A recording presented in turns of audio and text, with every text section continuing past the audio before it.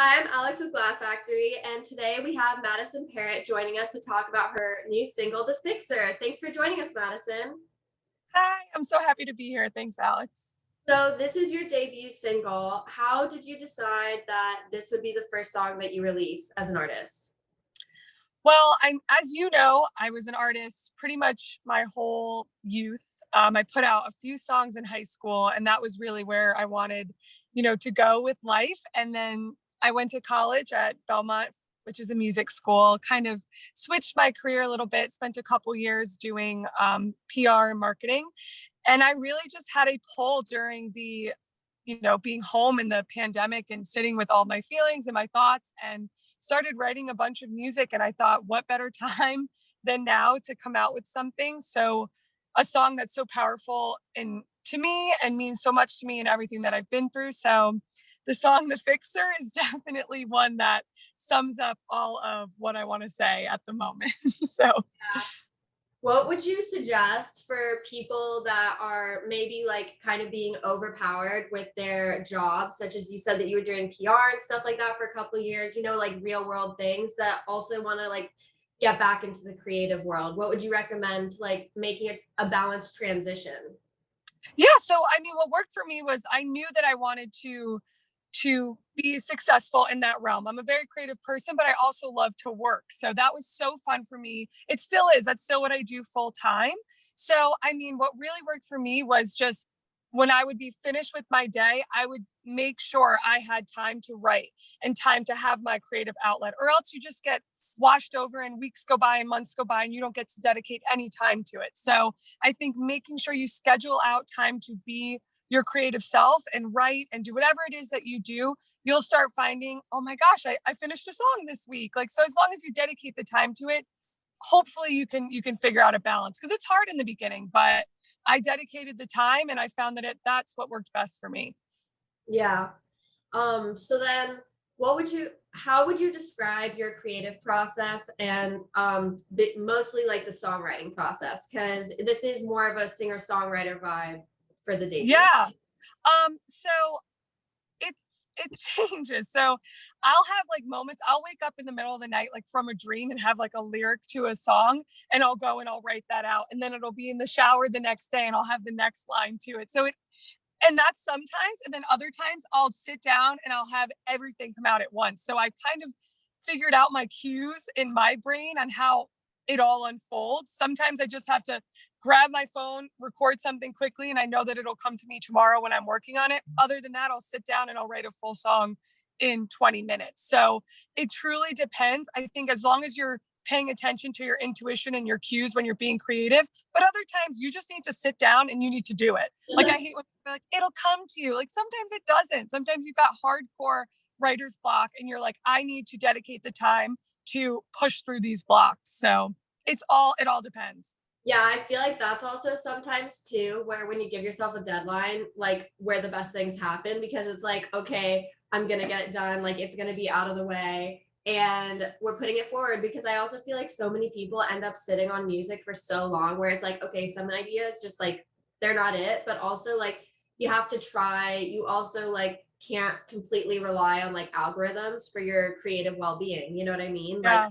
the big part of it is like doing it for yourself. And if not, then if you don't have like the right strategies and stuff, it can be really disappointing and hard for people to like go through. Yes, I think that sometimes as creatives and as artists, we want everything to go a certain way.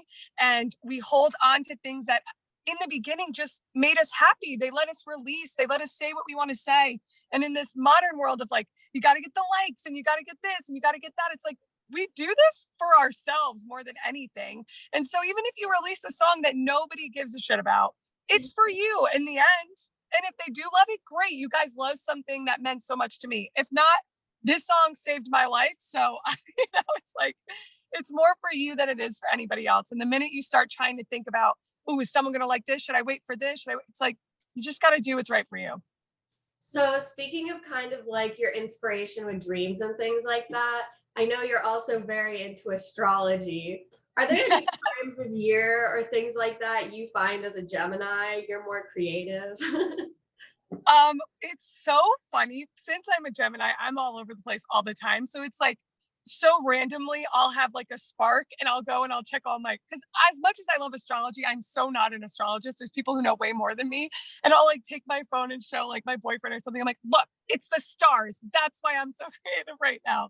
So I mean, I can't pinpoint a certain time, but there's definitely like around a new moon or an eclipse where I've got all of this energy and everything boiling up that I know it's time to grab my guitar and it's time to write because it's all coming out one way or another. Yeah. Where do you get your astrology updates from? I feel like there's so many that are just like kind of spewing any kind of like clickbait out that's like generalized. And I see that you do Yeah. a lot of live streams with, like psychics and things like that. So I was wondering if there's anybody you'd like to plug in that you use as resources.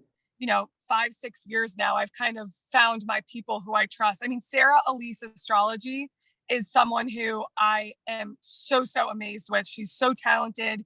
She's so smart and she knows so much about it that I usually follow her during like an eclipse or a new moon or stuff like that. I'm like, you just spoke my everything that's going on with me. So makes you feel not crazy when you follow astrologists. So Yeah, it makes you feel like kind of like a part of something, right? yeah, it's nice Yeah. to know that you're not losing your mind you can blame it on the stars, as my boyfriend likes to say. What was the inspiration behind the fixer? So the inspiration behind the fixer came from a moment of realization for me at 23 years old that I had spent so much of my life and my energy helping and trying to fix other people's problems. And in a conversation that I had with somebody else, I kind of had a moment, one of those personal therapy moments where you kind of are your own therapist. And I said, God, like, I am so done helping and trying to piece everybody else's life together when I can't even help myself some days. So it was just for anybody who is and there's plenty of other people who have dedicated so much of their energy to just trying to be the person to help and fix everybody else and never really having the time or the other people to help fix them. So the song is just based on getting fed up with having to do this for everybody else and never having the time to do it for yourself. Kind of regaining your strength on your boundaries and all of those healthy things that I was not healthy about for a very long time. What are your three favorite things to do for like self-care? Because it sounds like since writing the fixer, now you've been able to find more of a balance, hopefully. Yes. Okay. Yes, for sure. So that being Hopefully, said, sounds like you have the self-care scheduled. So what yes. are the best ways to like unwind or just kind of get away from everything? Because also like social media is so overwhelming nowadays. So I feel like Yes. it's super important for everybody to have at least three things that they can just like do for themselves. Yeah, I mean, I have fallen in love with Melissa Wood Health's yoga and Pilates exercises where I just spend my morning with my essential oils, my crystals, and my yoga and Pilates, and I am ready to go. And when I don't do it, I'm like, it's something that I found, wow, that really works. Because sometimes you go as someone who's struggled with, body image and things like that. Sometimes when you go to the gym, you're like, you're doing it for the wrong reasons. You want to leave and you're like, I'm gonna look good, I'm gonna lose weight. And so for things, I finally found this exercise that not only makes me feel good physically, but it makes me feel good mentally. So aside from making sure that I get something like that in, it's meditation. That Mhm. has grounded me completely. I think my energy is so chaotic most of the time that my self-care revolves around things that are going to calm me down, make me kind of come into my space a little bit and not be all over the place. So some movement, I don't even like to say exercise, some movement, some meditation and some breath work and I've been a new woman. Yeah. So then that being said, I'm so glad, first of all, that you have all this like going on. I love that you have all the yoga and the crystals and the scents. I think like eucalyptus and peppermint are my favorite actually. Peppermint, I'm like I addicted. love peppermint. The Fixer definitely has like I mentioned before that singer-songwriter vibe, but very warm vocals, but still acoustic elements. And it's sort of like a timeless feeling that definitely scrapes or like kind of like goes in line with like the rock revival happening right now. Who are some of your musical influences? Who are some of your musical influences? Well, I mean, I'm as you know, Stevie Nicks will always be my idol. I mean, she has been such an influence on my musical career and being the Gemini herself, you know. So definitely Fleetwood Mac, Stevie Nicks. I mean, I've always been a huge Tracy Chapman, Janis Joplin, Amy Winehouse. I've always been attracted to the female vocals that are a little more rough and a little more raw because that's how my voice was growing up. And I rarely, when you're in school, you rarely have another girl whose voice sounds like mine, like rough and raw. I always got pushed to the altos in my chorus class and I was like, I want to be a singer too. And they're like, girl, sit down, you're not hitting these notes. So having those artists to look up to that kind of were different and hit their own notes and got that kind of grungy raw rock and roll vibe with their female vocals have always been my inspiration. What was the first instrument you learned to play? Guitar. Yeah. When did you start learning to play guitar? And what was that learning process like for you? So I've been writing songs since I could write and I could talk. I mean, my mom has so many of these like whack ass songs that I was just little and writing. But I always it's for me it was difficult to write without a melody, without some instrument in the background. So at 13 I picked up guitar. My mom got me guitar lessons and it changed the game for me. I mean, I'm not an amazing guitar player at all, but it was just something to lay the foundation for my music after that. And after guitar, I picked up bass and I played bass for a little while, which was super fun. Um, but yeah, guitar, bass, and singing have been my musical talents to this day. You and Heidi are very close. There's all these fan pages for you guys. How has she played a role in your your artist career so far? Because I feel like she's definitely been there throughout the creative process from what it seems like.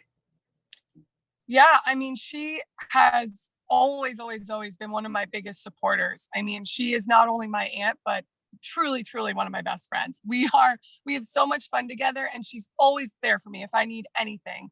So when I told her I wanted to get back into music, she was 100% there for it. I actually flew to LA and she shot the cover photo of my single, my cover art. So that is Heidi D'Amelio's photography right there. But she's just there for me. She's so supportive. She's excited.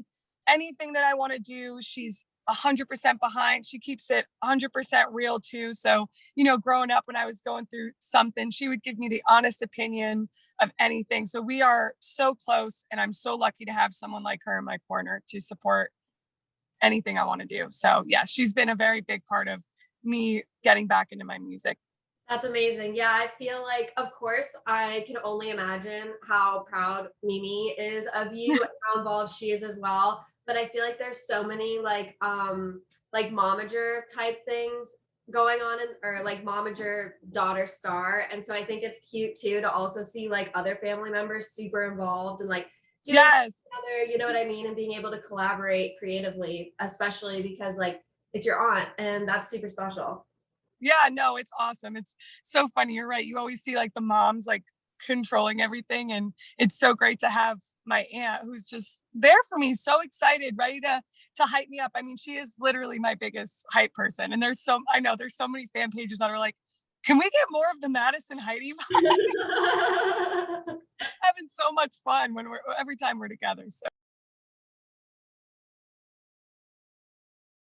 In your creative process, of course, you sing and play the guitar. When it came to recording and the production and the track, who were you working with, and what was that collaborative process like? yeah, so I worked with my one of my good friends. His name is Harris Owens, and we were in this tiny studio in upstate New York. And I just called him and I was like, "Listen, I've got a song.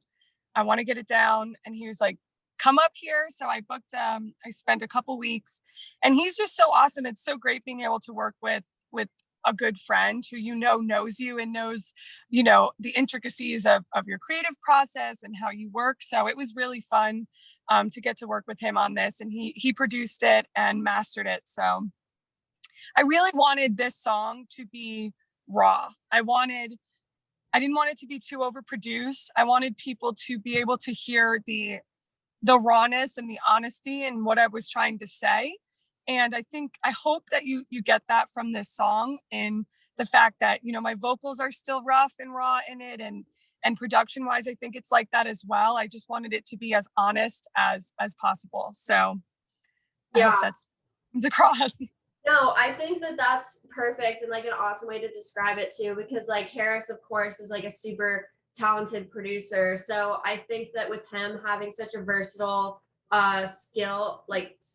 skills within different genres, I think that the minimal touches that were added, like the rawness is definitely there, and that kind of loops in with what I was saying earlier about how I feel like it goes kind of almost hand in hand with like the modern rock revival, but still has like a bit of the old days, even though you're not from the old days. You're just an old soul, old mad soul. But Oh, that's all.